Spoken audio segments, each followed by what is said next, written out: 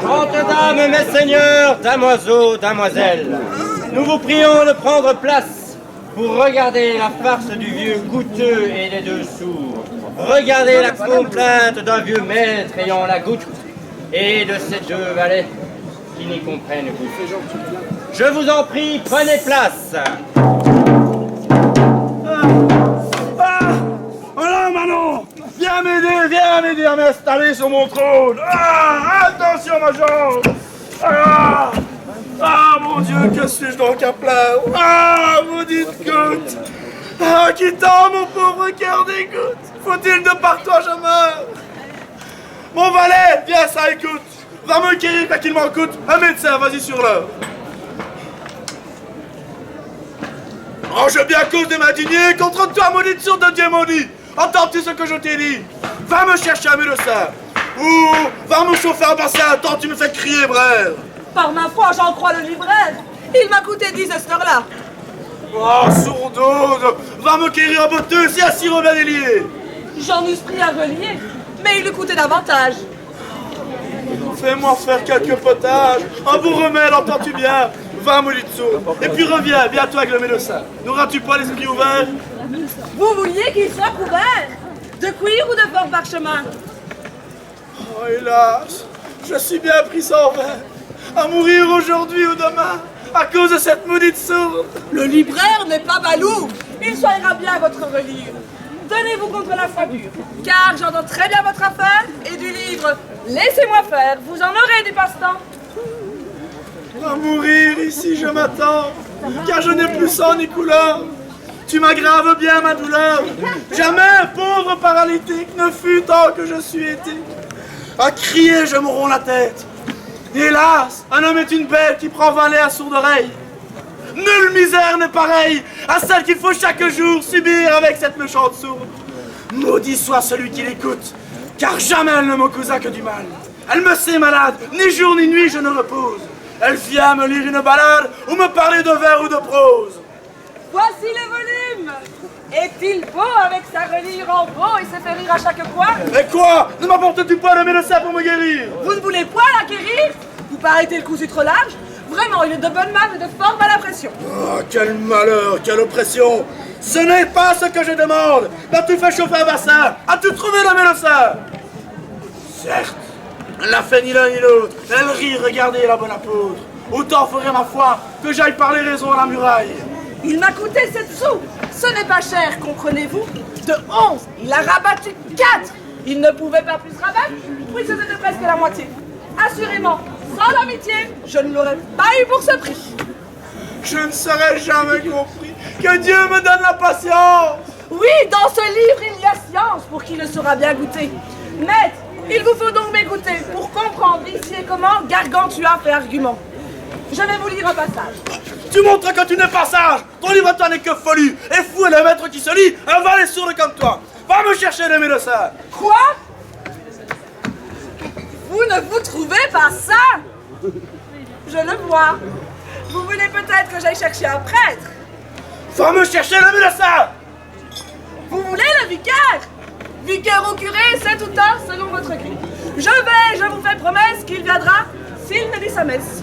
Pensez à votre conscience. Tu me fais perdre patience. Je reviens dans un moment. Pensez à votre testament. Et n'oubliez pas de m'y mettre avec mon nom en toutes lettres. Certes, je le mérite bien. C'est ça, va maudite fille. Va me chercher maître Barbeau, c'est le médecin qu'il me faut. Il sera vite me guérir. Je crois qu'elle m'a bien entendu. Par le coup que je sois pendu, si je sais où se peut être que je rencontrerai un prêtre, comme mon maître le demande. Allons le contenter sur l'heure. Voilà, voilà. Si ce drap ici me demeure, j'en ferai des choses pour moi. Plus ne vient client à cette heure, car ce drap ici me demeure. Je l'achetai à Guibray. Si ce drap ici me demeure, j'en ferai des choses pour moi. Hé, chaussetier, indiquez-moi le vicaire.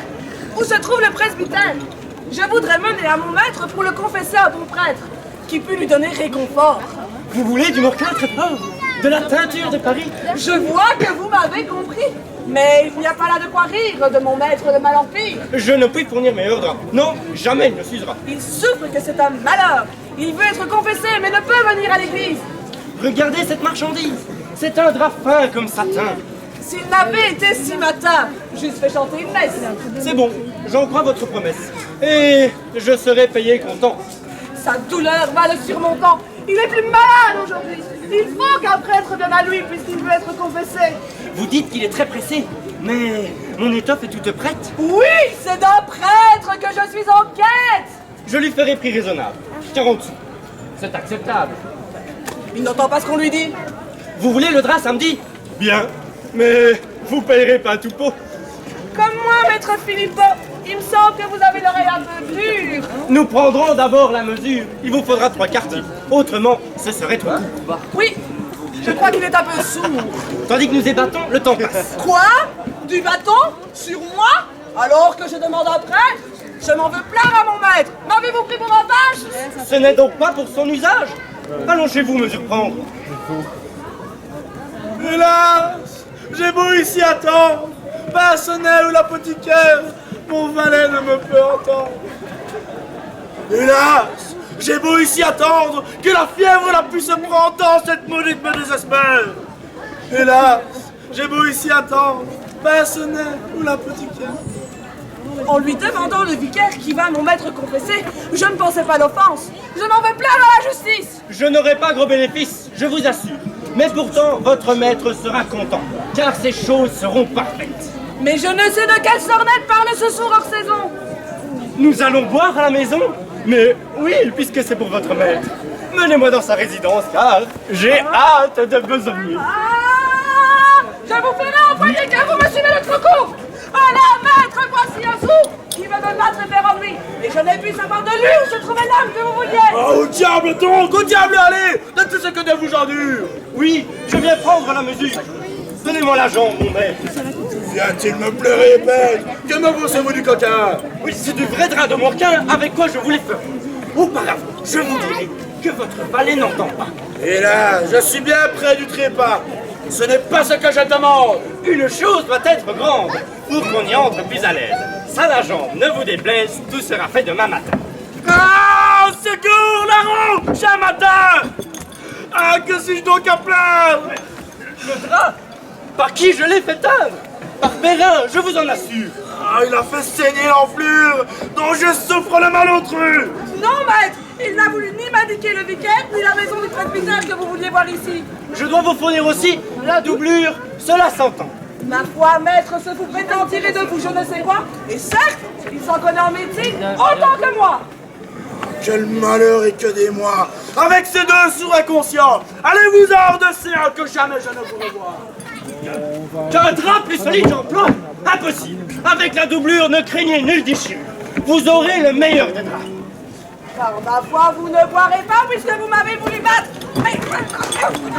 Qu'est-ce qu'il fait, Et moi, je reste sans secours. Il n'est pas plus mauvais sourd que ceux qui ne veulent pas ouïr.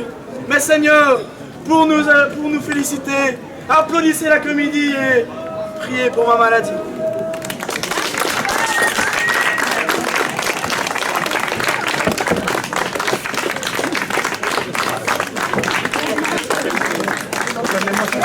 Ah, bravo, c'était chouette. Allez. Ah, bravo.